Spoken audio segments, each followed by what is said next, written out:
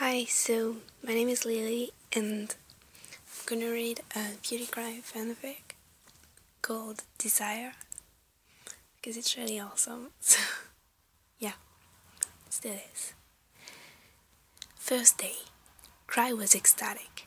His best friend was coming by to visit him. He missed Pewdie a lot and was honestly tired of the mere Skype calls and chats. He would finally get to see him face to face again. It had been so long.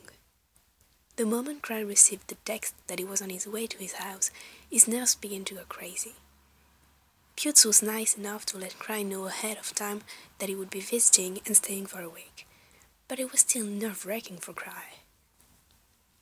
Cry waited passionately, tapping on his knee with his finger. He was hardly paying any attention to the television screen, which was showing some terrible action film. He glanced at the clock, palms becoming moist the moment he realized that Pewdie would arrive soon. Very soon. He took a deep breath and released it. Calm down, Cry. It's just Pewds. He's visited you before. Besides, it's your best friend. What could possibly go wrong? Cry told himself, trying to ease his jumpy nerves. It didn't help at all because the sound of the doorbell ringing had made his heart pound within his chest. He stood and took another deep breath, then briskly walked over to the door. Once he opened it, his heart almost jumped out of his chest.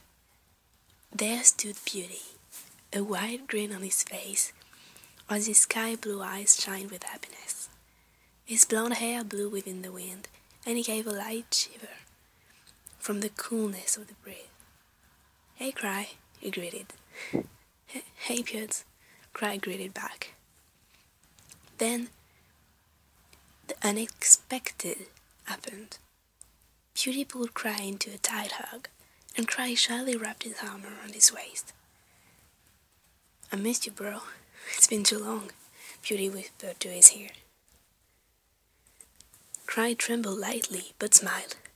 "It has, and I miss you too," Cry replied, tightening the hug slightly. Once they pulled apart, he picked up Pewdie's bag and let the sweetie in. Pewdie smiled at the kind gesture. "Oh, Cry, you're such a gentleman." "Shut up," Cry shouted back, laughing while taking Pewdie's bag up to the guest room. There was no need to tell Pewdie where everything was, considering that he had visited before. He came back downstairs and gave Pewdie a smile. "So, what do you have planned today, Cry?" "Nothing much, really. You're the guest, so whatever you want to do, I'm game," Cry replied. "I love it when you sweet-talk me, Cry," Pewdie said, plopping down onto the couch. Cry rolled his eyes beneath the ceramic mask, then walked over to place himself next to Pewdie. The blonde turned to his friend and lightly frowned, then shook his head. "You'll have to wear the mask." "It's a comfort thing, Pewds, you know that," Cry answered, feeling uncomfortable. "Well, it's just me. I'm your best friend. You know that," Pewdie spoke, mocking Cry with the last few words. "Come on, take it off. It's only me." Cry gave a sigh. Pewdie was the only person to see his face. He might as well take it off. He was just always so insecure with himself, so felt comfortable with it on. "I'm waiting," Pewdie reminded. "If you don't take it off, I'll get impatient. Come on, Cry. Don't second-guess yourself. Just do it. I want to see that beautiful face of yours." Cry chuckled, shaking his head at Pewdie. He reached behind his head to untie the mask, then pulled it off. He shook out his brown hair, then looked over at Pewdie. The Swede gave him a smirk and bit his lip. "Hello, gorgeous," he said, giving Cry a wink. Cry couldn't help but laugh, shaking his head again and telling Pewdie to shut up. He knew how Pewdie was. He was a very flirtatious guy. He honestly should be used to his antics, but he couldn't stop the blush that had formed on his face. Pewdie noticed the blush and his grin widened. He just loved how shy Cry was at times, turning his head away from Pewdie and looking down at his hands, his dark lashes shadowing those hypnotizing cobalt blue eyes. "What do you say we just order pizza and play some video games, just like old times?" Pewdie suggested. The suggestion had broke Cry's shyness, and he looked over at Beauty with an excited smile. "Alright, I'll order and you pick a game," Cry said, going over to the phone. Beauty smirked, then went over to a shelf where all of Cry's games were kept.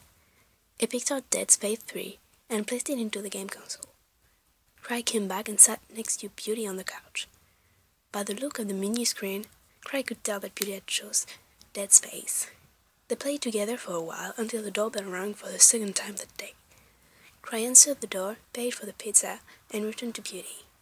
"Want a drink?" Cry asked. "Sure," Beauty replied, and waited. Cry went over to the kitchen to get the drinks. He opened the refrigerator, bending over to grab some sodas. "That has," he heard Beauty comment, and Cry stood up fully and turned to look at his friends with a look of disbelief. "Seriously? What? I can't admire my best friend's ass?" Beauty questioned. "No!" Cry shouted, yet a smile was forming on his face. He shook his head for the third time, shoving Beauty into the living room with one hand and carrying drinks in the other. Beauty chuckled as Cry did so, loving the way his best friends always scolded him with a light heart. They played for hours, and well into the night until they both grew tired. Cry allowed Beauty to shower first, then showered afterwards. Once Cry stepped out of the bathroom, he almost ran into Beauty. He gasped, then released a breath when he realized it was his best friend.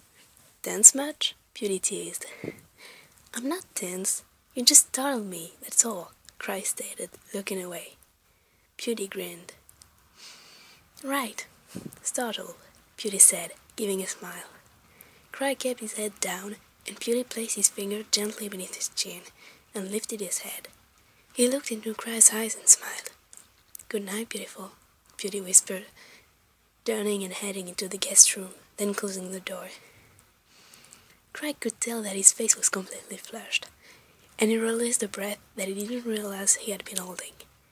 Sure, Beauty was a flirtatious guy, but he didn't think he was going to be that daring with him. Cry was used to it, but now that Beauty was actually there with Cry, and not through some computer screen, the flirting was getting to him.